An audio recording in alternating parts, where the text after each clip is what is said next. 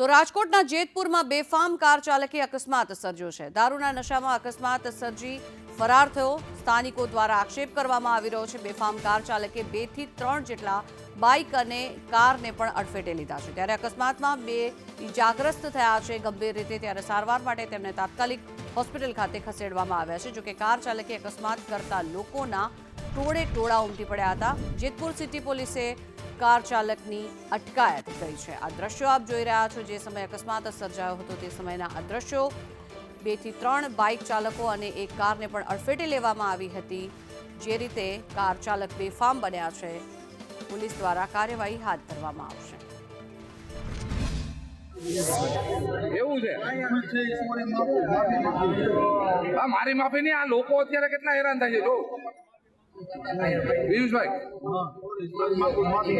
તમે નશો કર્યો છે, લોકો એવું પૂછે છે।